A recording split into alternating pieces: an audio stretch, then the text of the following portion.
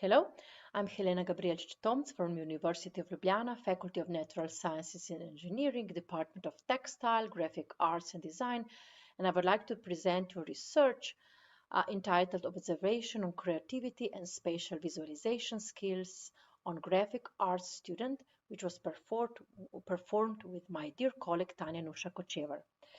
The aims of the research was to analyze and define the creative processes and its correlation with the spatial ability of graphic arts students. The target group was students attending facultative course Advanced 3D Computer Graphics and Visualization at second level degree studies of University Study Program of Graphic and Interactive Communication. And what were the goals of our research? To discover whether the education in 3D computer graphics and visualization can improve students' spatial visualization skills. Second, to discover whether the studying of 3D graphics can improve the conception and definition of the creative process. Third, to reveal how students are personally involved in the process. Fourth, what level of abstraction the students use in the creative process, and last, how successfully the students carry out a practical project and acquire skills that are relevant for 3D modeling, animation, and visualization. So introduction. Let me first introduce you with spatial intelligence. This is a very important skill that has an immense impact on everyday life. For instance, the ability to navigate from one place to another, the ability to understand drawing, the ability to recognize faces, and so on and so on. Spatial ability is the ability to mentally manipulate, rotate, twist, or invert presented stimuli. Yeah? And spatial visualization is the ability to mentally manipulate, rotate, twist, or invert pictorially presented stimulus object. There are different spatial visualization tests. For instance, here we can notice two of them: picture rotation test, PRT, and the punched hole test. And of course, let's say spatial visualization is very, very important skills when designing and creating 3D animation, which is the main topic in the subject that was, let's say, analyzed. Yeah, and designing and creating 3D animation requires a wide range of skills from students, with creativity and spatial awareness being the most important. Here, let me explain you also something about creative process. We know that each creative process is unique and completely individual. Creative process is defined as a succession of thoughts and actions leading to original and appropriate products. The creative process may be described at two levels: macro level, featuring the stages of the creative process, and micro level, which explains the mechanisms underlying the creative process, divergent and convergent thinking, and so on. So models of creative work are different, and their merge can be summed up as orientation, preparation, complementary stages after preparation, incubation, ideation or idea generation, production, and evaluation. We were interested also in finding out if the students, let's say, relate to these, let's say, scientifically proven stages of creative process. In experimental part, 7 master degree students were analyzed, and actually methodology was let's say developed by me and by my colleague, and actually was, let's say, was a mixture of different methodologies. First, a questionnaire before and after the semester about the creative process, its phases, self-evaluation of knowledge in the field of 3D, which of course was, let's say, fulfilled by the students. Then spatial ability testing, numerical evaluation of the project work, including 3D computer graphic, semantic evaluation, which was carried out by me and my colleague, so analysis and correlation of written and drawn information that define the creative process. Then definition of the categories based on written and drawn information, quantification of semantic evaluation, that means the categories defined from the written, descriptive and intimidated material of the students, and evaluation of students' visualization of creative process, also that was performed that allowed us let's say further explanation and semantic dimension. And the results here are the results of students. Let's call him student 5. Yeah, actually the students answer to the question before and after the semester. Here it has to be also empathized that before the semester everything was, let's say, carried out and tested on the, let's say, physical media, on the sheet of paper, illustration, description, and so on. After the semester everything was carried out on the digital, let's say, an online questionnaires and so on. And actually here we can see how would you describe and visualize the face creative process, and we can see the description and the, let's say, the image before and after the semester, and name and describe the stages of the creative process in the example of one of your project before and after the semester. And we also made this of the observation in between how the students relate to their creative process and the stages of the creative process in written and draw, let's say, form, when I describing the process in on the sheet of paper in comparison with the online, let's say, forms. So this were actually the final semantic, this was the final semantic evaluation and its quantification of the defined categories. However, I would like to explain these for different students, and but here on this slide I would only like to explain you the, let's say, main categories. So first was stages, define the creative process before and after. So how many stages do the students define? Then personal involvement, yeah, if the student describes something in first person or, let's say, in passive and so on. How many adjectives does the student use to, let's say, describe something, level of abstraction.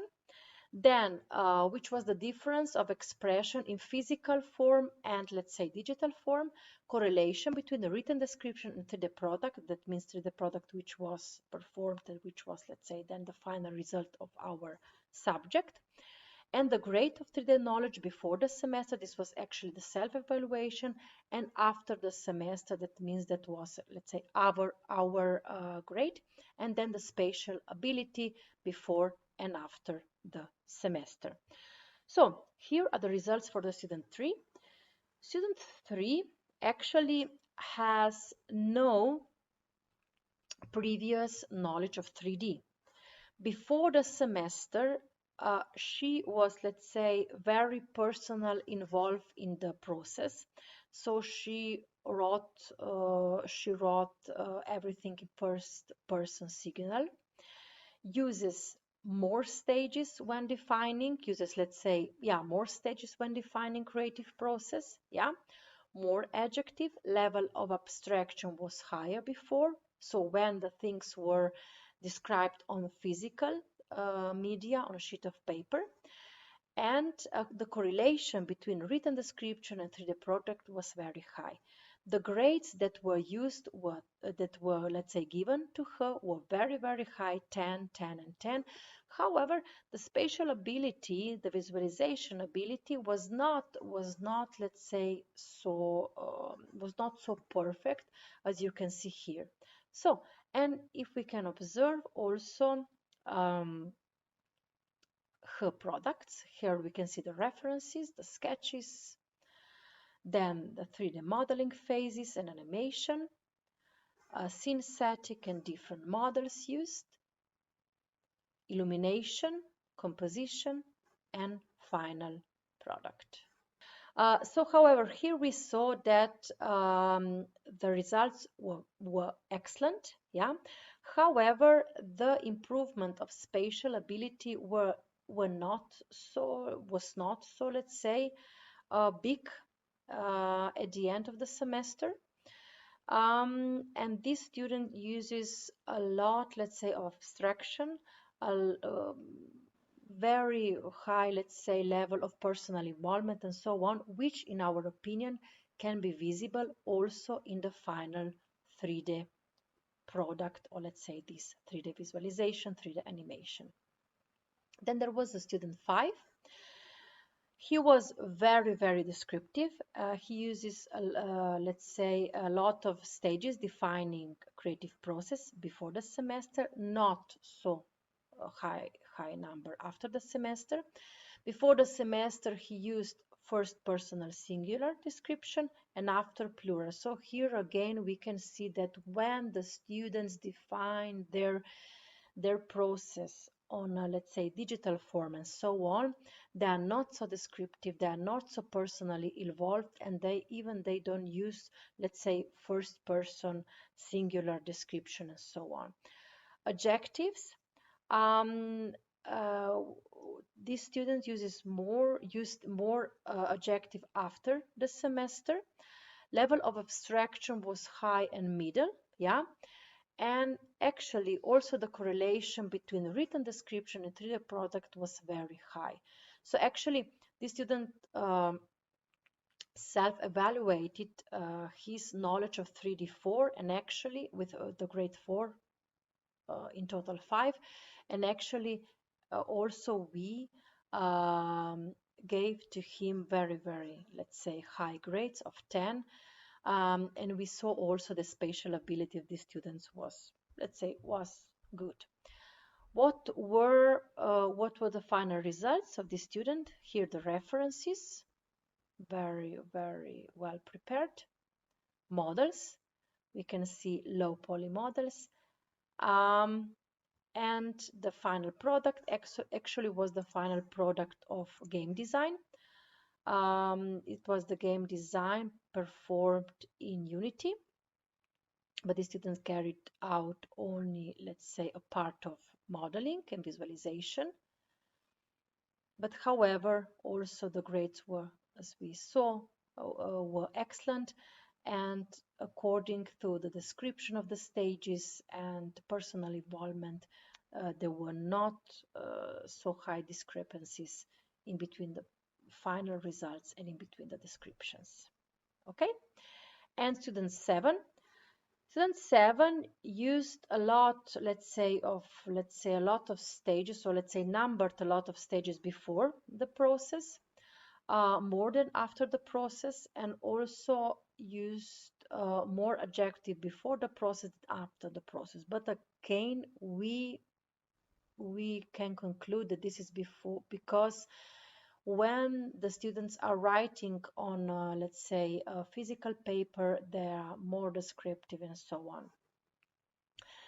The personal involvement was higher before the process than after the process. However, in this student, we notice that this ambition that were, let's say, settled and was set before the process, they were not carried out till the end. And the final product was not so good as, let's say, these ambitions and initial idea promised. And the grades of final results was 7, 8, 7, and so on. Here we can see also final results, visualization, and as we can see here. Yeah. So it is actually the animation tuned with the video and sound and so on. So we can discuss that the graphic design students describe the creative process numerically in 6 to 13 phases. Students use very different levels of personal commitment, and when written description is performed on, let's say, in physical form, they are more personal. Only 2 students recognize a high degree of abstraction in written and descriptive expression, and the majority of the students use a lower level of abstraction. The majority of students tested demonstrated a very high level of agreement between the quality of the final product and the quality, or let's say the level of the written and sketchy definition of their process. And to conclude this, let's say, research with, it is expected that the students that have chosen this, let's say, subject would have higher spatial abilities. The results show that the creative process is understood by the students as an intimate and very subjective choice, yeah, and which was, according to the results of our research, only slightly altered by the educational process.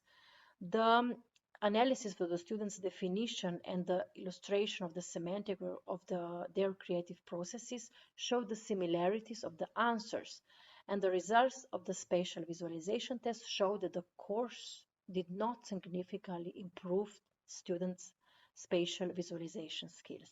So, as educators, we are encouraged to alter the curriculum toward more specifically the content creation that would allow for improved spatial visualization skills. Thank you for your attention.